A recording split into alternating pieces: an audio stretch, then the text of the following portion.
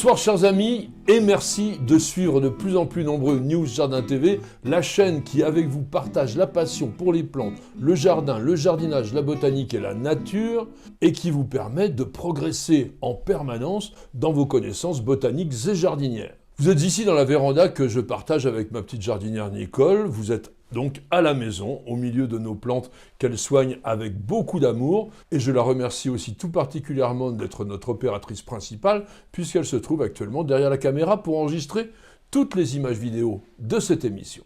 Et ce soir, nous vous recevons pour le numéro 336 de notre émission journalière Le Quotidien du Jardin, cette émission qui est réalisée avec vous, par vous, pour vous, puisque tout simplement, elle consiste à ce que je réponde chaque soir à l'une de vos très nombreuses questions. Merci de continuer, bien sûr, à en poser. Avec Nicole, nous regardons, sélectionnons soigneusement toutes vos questions. Et ce soir, nous avons retenu celle d'Anne Delatour, qui nous dit « Dans une de vos précédentes émissions, vous aviez devant vous un superbe bouquet de mimosa.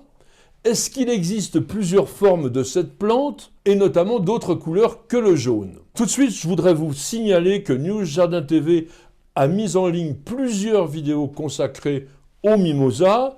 Il y a même aussi la taille du mimosa, donc n'hésitez surtout pas à aller fouiller dans notre site ou sur la chaîne YouTube.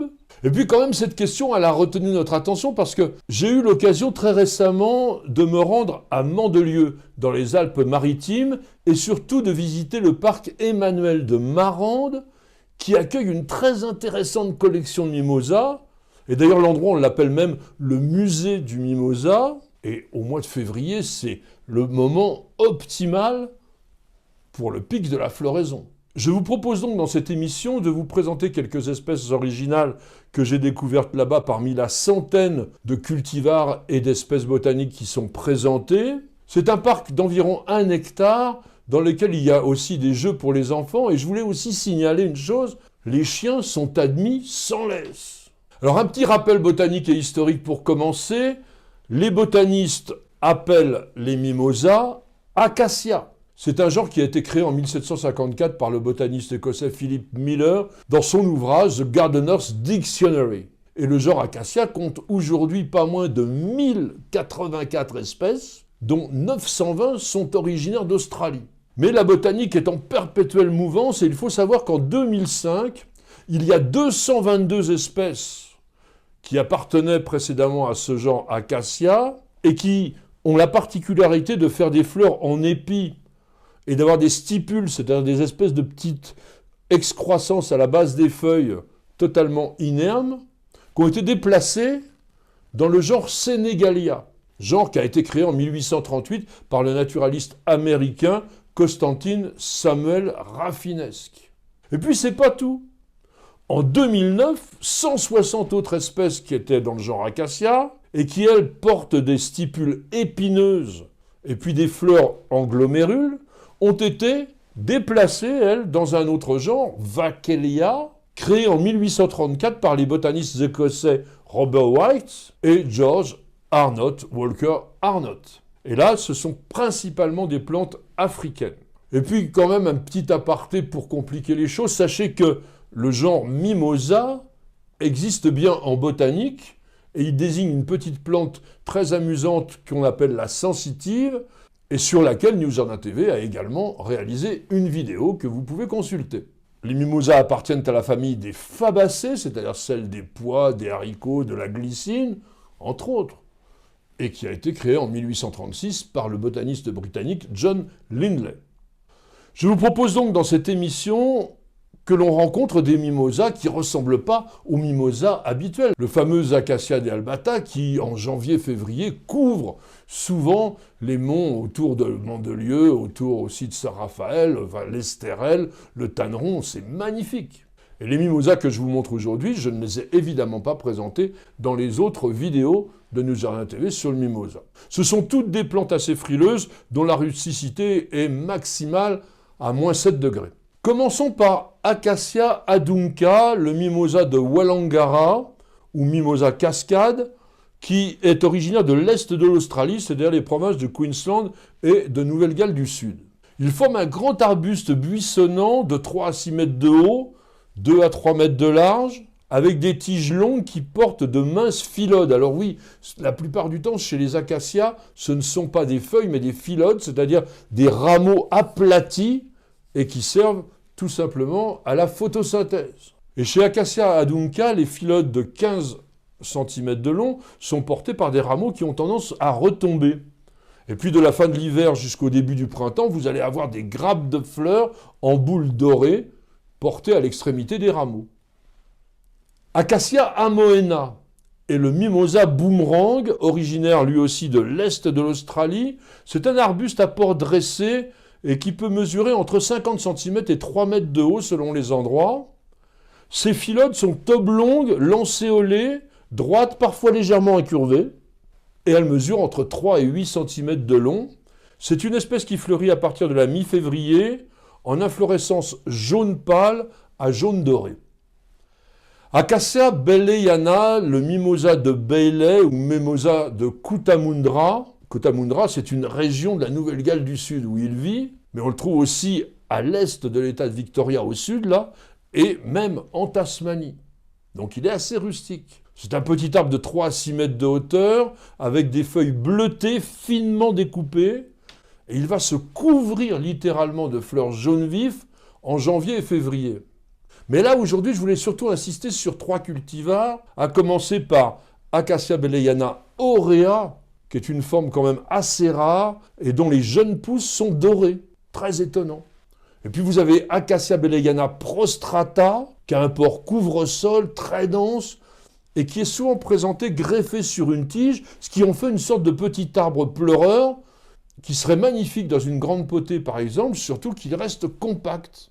Et puis Acacia baileyana purpurea, lui, a des jeunes pousses qui sont ombrées de pourpre. Acacia iteaphylla est le mimosa de Port Lincoln ou mimosa à feuilles d'Itea. L'Itea, c'est un arbuste de la famille du grosellier. Lui aussi, il est originaire du sud de l'Australie. C'est un arbuste de 2 à 5 mètres de haut et de large qui est caractérisé par un feuillage très étroit et dont les feuilles sont marquées de rose rougeâtre à l'extrémité pointue. Ces phyllodes atteignent 10 cm de long et il fleurit dès le mois de janvier en petits glomérules sphériques réunis en grappes compactes. Acacia maidenei, l'acacia de Maiden, est lui originaire de l'est de l'Australie et là-bas il atteint jusqu'à 20 mètres de haut. Les phyllodes sont vert foncé, de 10 à 20 cm de long, 1 à 3 cm de large maximum. C'est une espèce extrêmement intéressante parce qu'elle pousse très vite. Elle peut développer des rameaux de 1,50 m en une seule saison.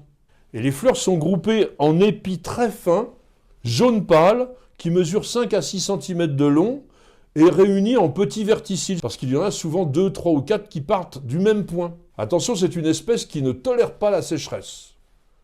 Acacia melanoxylon, c'est le mimosa à bois noir, c'est un arbre originaire du sud-est de l'Australie et de la Tasmanie, qui dans son biotope atteint 20 mètres de haut. Il a une écorce profondément fissurée, gris foncé à noir, ce qui lui vaut bien sûr son nom populaire de mimosa à bois noir. Les phyllodes sont lisses, brillantes, coriaces, vert foncé à vert grisâtre, mais de forme variable, avec des nervures longitudinales proéminentes. Ces phyllodes mesurent entre 8 et 15 cm de long, et en février vont apparaître des fleurs jaunes pâles, voire presque blanches, qui se forment en grappes axillaires, c'est-à-dire sur les côtés. Acacia podaliriifolia, le mimosa argenté du Queensland, ou mimosa perle, dans son biotope forme un buisson assez dense de 5 mètres de haut et de large, et ses rameaux sont souvent recouverts d'une fine couche poudreuse blanche, qui lui donne vraiment un air particulier. Et il a des phyllodes gris argentés à gris vert, ovales, petites, 2-5 cm de long, et avec des poils sur les bords et une nervure médiane bien proéminente. C'est une plante qui fleurit très généreusement à partir de novembre et jusqu'à janvier. Les glomérules sont sphériques et d'un beau jaune doré brillant. Acacia redolens, c'est le mimosa vanille qui est localement appelé le tapis du désert. Et oui, parce qu'il forme un buisson compact à port étalé d'une hauteur de 50 cm à 1 mètre, mais qui s'étale sur 3 mètres. Toute la plante, mais surtout le feuillage, quand on le froisse, sent la vanille et un peu les épices, une sorte de cannelle. La plante fleurit en mars et avril, c'est-à-dire assez tardivement, en petits pompons qui sont disséminés le long des branches. Acacia saligna est aussi connue sous le nom invalide de Acacia cyanophylla, c'est le mimosa orange, et qui forme un petit arbre dans la partie sud de l'Australie. On le rencontre sur tout le sud, de l'ouest en est. Et il forme un petit arbre au tronc court et au port un peu pleureur qui peut atteindre 8 mètres de hauteur. Ces phyllodes sont très longues, jusqu'à 25 cm de long, et elles portent à la base un élaïosome, c'est-à-dire une glande qui sécrète un liquide sucré, et ce liquide va attirer les fourmis qui vont s'en délecter, mais protégeront en même temps la plante contre les attaques des insectes phytophages. Les fleurs jaunes apparaissent à la fin de l'hiver ou au début du printemps, et elles sont en glomérules bien denses, très jolies.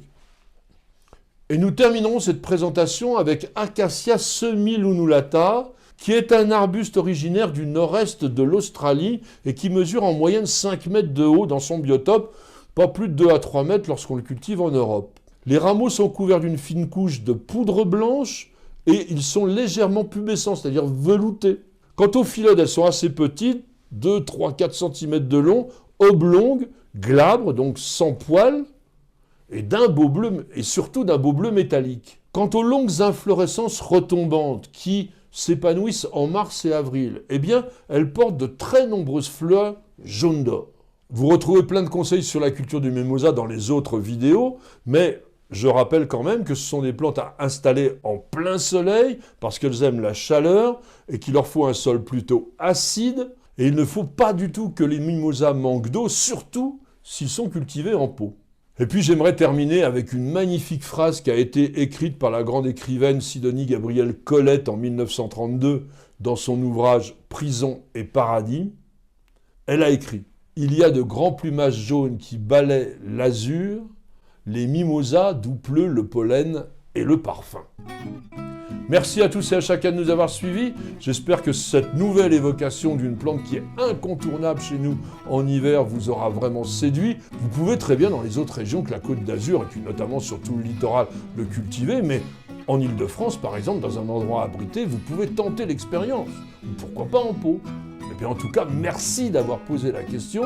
C'est grâce à elle que vous et nous réalisons de jour en jour une superbe encyclopédie des plantes et du jardin en vidéo. Madame, monsieur, je vous souhaite de passer une excellente soirée et je vous donne rendez-vous dès demain pour de nouvelles aventures jardinières et bien sûr, pour un nouveau numéro de notre émission journalière, Le Quotidien du Jardin, c'est sur News Jardin TV. Et nulle part ailleurs.